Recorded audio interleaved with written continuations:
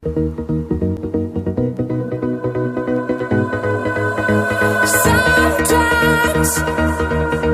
the sound of goodbye is louder than any drum beat.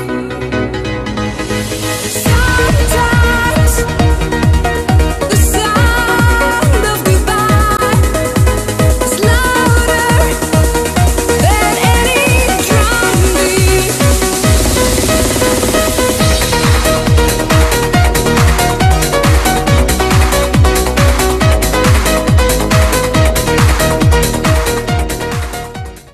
Is it true you took your name from American motivational speaker?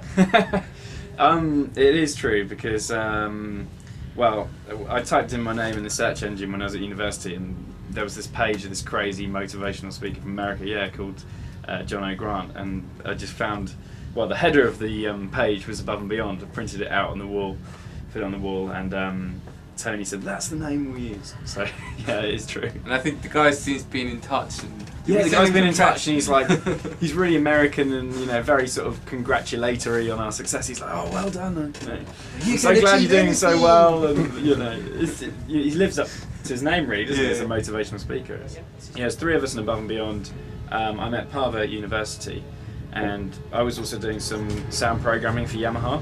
So, our beers have arrived. Oh, beer. Beer and Coke. Can of Coke. Can of Coke.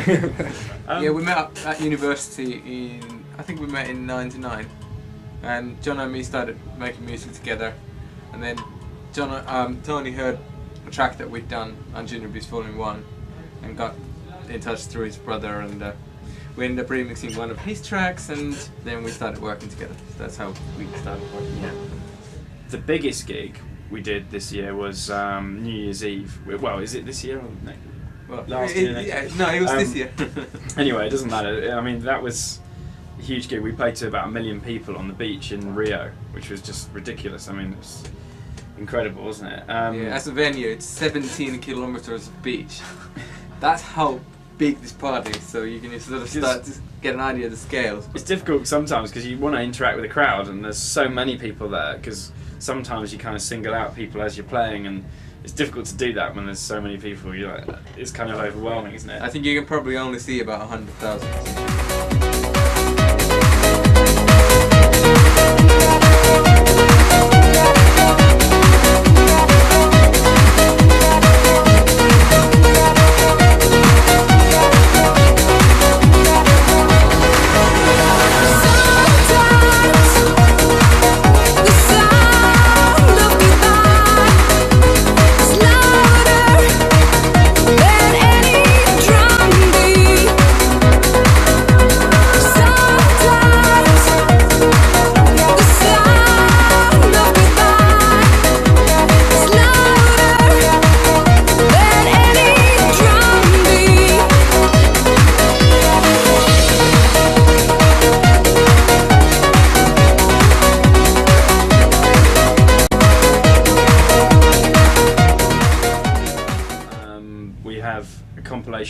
Of the best of Anjuna Beats, which is called Anjuna Beats 100. That's coming out in April, and then next after that we're doing the next Above and Beyond album. So we don't blag enough stuff, to be honest. We should probably blag more, shouldn't we? Yeah, we should start trying at least. I don't know if it's in our nature, really. We kind of play it by the book too much, to be honest. We should blag more. Yeah, we have maybe management doing that for us. We don't know that it happens.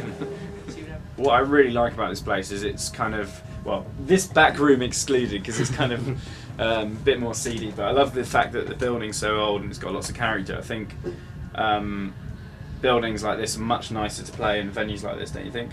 Because the building has history and character. That's I think every time we come here, it's a feeling like we're, in line of all these artists have come before, and it's got the history, it's got all the stories and all the untold things that nobody's allowed to talk about happened here. They've had all the original pioneers like Oki down here, haven't they, and everything, and it's that's always in the back of my mind whenever we come here. Yeah.